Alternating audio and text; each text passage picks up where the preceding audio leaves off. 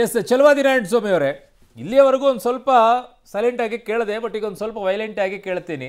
ರಾಜ್ಯದಲ್ಲಿರುವಂಥ ಬಿಜೆಪಿಯ ವಿಚಾರದಲ್ಲಿ ನಾವು ಪಾಠ ಕಲಿಯೋದೆಲ್ಲ ಜಾಸ್ತಿ ಇದೆ ಅಂತ ಹೇಳ್ತಾ ಇದ್ರಿ. ನಿಜವಾಗ್ಲೂ ಕೂಡ ಕಲ್ತಿದ್ದೀರಾ ಅಂತ? ಒಬ್ಬರನ್ನ ಕಂಡ್ರೆ ಒಬ್ರಿಗಾಗೋದಲ್ಲ, ಒಬ್ಬೊಬ್ಬರು ಒಂದೊಂದು ಕಡೆಗೆ ಹೋಗ್ತೀರಾ?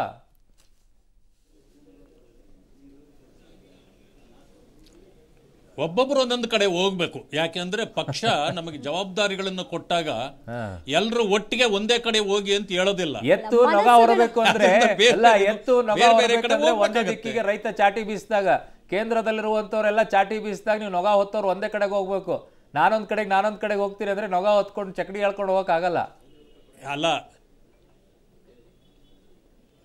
ನಮ್ಮ ಪಕ್ಷದ ಮುಖಂಡರು ಒಟ್ಟಿಗೆ ಒಂದು ಕಡೆ ಹೋಗಿ ಅಂದಾಗ ಒಂದು ಕಡೆ ಹೋಗ್ತೀವಿ, ಬೇರೆ ಬೇರೆ ಕಡೆನೂ ಹೋಗ್ಬೇಕಲ್ಲ. ರಾಜ್ಯದ ಮೂಲೆ ಮೂಲೆಗೂ ಹೋಗಿ ಅಂದಾಗ ಹೋಗ್ತೇವೆ. ಇದೆಲ್ಲ ಸ್ಟ್ರಾಟಜಿ ಕೇಂದ್ರದವ್ರದಾ? ಒಬ್ಬೊಬ್ರು ಒಂದೊಂದು ದಿಕ್ಕಲ್ಲಿ ನಿಂತ್ಕೊಂಡ್ಬಿಟ್ಟು ಒಬ್ಬೊಬ್ರು ಒಂದೊಂದು ಮಾತಾಡಿ ಅಂತ ಹೇಳಕ್ಕೆ ಇಲ್ಲಿವರೆಗೂ ಗೊತ್ತಿರ್ಲಿಲ್ಲ ಬಿಡಿ ಚಲವಾದಿ ನಾರಾಯಣ ಸ್ವಾಮಿ ಅವರೇ. ಇಲ್ಲ, ನಾವು ಒಬ್ಬೊಬ್ರು ಒಂದೊಂದು ದಿಕ್ಕಲ್ಲಿ ನಿಂತು ಮಾತಾಡೋದಲ್ಲ. ಪಕ್ಷದ ಪರವಾದ ಚಟುವಟಿಕೆಗಳನ್ನ ಮಾಡ್ತಕ್ಕಂತ ಸಂದರ್ಭದಲ್ಲಿ ಒಬ್ಬೊಬ್ರು ಅಲ್ಲಿ ಒಂದೊಂದು ಜಿಲ್ಲೆಗೆ ಹೋಗಿ ಅಂತ ಪಕ್ಷ ಹೇಳುತ್ತದೆ, ಆವಾಗ ಹೋಗ್ಲೇಬೇಕಲ್ಲ. ಅಲ್ಲ, ಮನಸ್ಸುಗಳು ವಿರುದ್ಧ ದಿಕ್ಕಿನಲ್ಲಿ ಇದೆಯಲ್ಲ, ಅದನ್ನ ಕೇಳ್ತಿದ್ದಾರೆ ಸರ್. ಇಲ್ಲ, ಮನಸ್ಸುಗಳು ವಿರುದ್ಧ ದಿಕ್ಕಿನಲ್ಲಿ ಇರಬಾರ್ದು. ಅದೇ ಏನಾದ್ರೂ ಯಾರಲ್ಲಾದ್ರೂ ಆ ರೀತಿ ಇದ್ರೆ ಅದನ್ನ ಅವರವರೇ ಪರಿವರ್ತನೆ ಆಗಿಬಿಡ್ಬೇಕು. ಅಂದ್ರೆ ಇನ್ನೂ ಡೌಟ್ ಇದೆಯಾ ಸರ್? ಇದ್ರೆ ಅಂದ್ರೆ ಇಲ್ಲ, ನನಗೇನು ಡೌಟ್ ಇಲ್ಲ. ಅವ್ರಿಗೆ ಚಲವಾದಿ ನಾರಾಯಣ ಸ್ವಾಮಿ ಅವ್ರನ್ನ ಸ್ಟ್ರೇಟ್ ಫಾರ್ವರ್ಡ್ ಅನ್ಕೊಂಡಿದ್ದೆ, ಬಟ್ ಈ ರೀತಿಯಾಗಿ ನೀವು ಮಾಧ್ಯಮಗಳ ಮುಂದೆ ಕೂತ್ಕೊಂಡ್ಬಿಟ್ಟು ಕ್ಯಾಮ್ರಾ ಮುಂದೆ ಸ್ವಲ್ಪ ಅಡ್ಡಗೋಡೆ ಮೇಲೆ ದೀಪ ಇಟ್ಟಂಗೆ ಸ್ವಲ್ಪ ಮೇಕಪ್ ಮಾಡ್ಕೊಂಡಿರ್ತೀರಾ ಅಂತ ಅನ್ಕೊಂಡಿರ್ಲಿಲ್ಲ ನಾನು. ನಾನು ಈಗಲೂ ಹೇಳ್ತೇನೆ, ನೀವು ನೆನೆಸ್ದಂಗೆ ನಾನು ನೇರವಾಗಿ ಮಾತಾಡೋದು.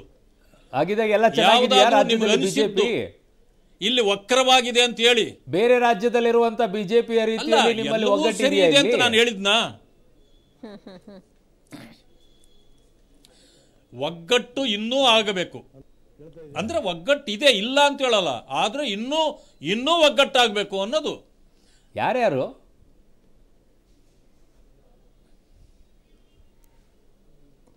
ಪಕ್ಷದವರು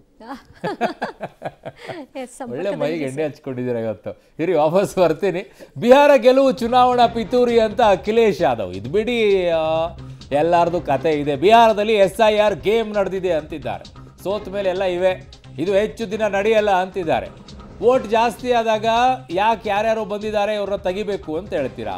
ಅದು ತೆಗೆದ ತಕ್ಷಣ ಎಲ್ಲ ಕ್ಲೀನ್ ಮಾಡಿದ ತಕ್ಷಣ ಇದನ್ನು ಶುರು ಮಾಡ್ತೀರಾ. ತಮಿಳುನಾಡು, ಪಶ್ಚಿಮ ಬಂಗಾಳ, UP ನಡೆಯಲ್ಲ ಅಂತ ಅವ್ರದ್ದು.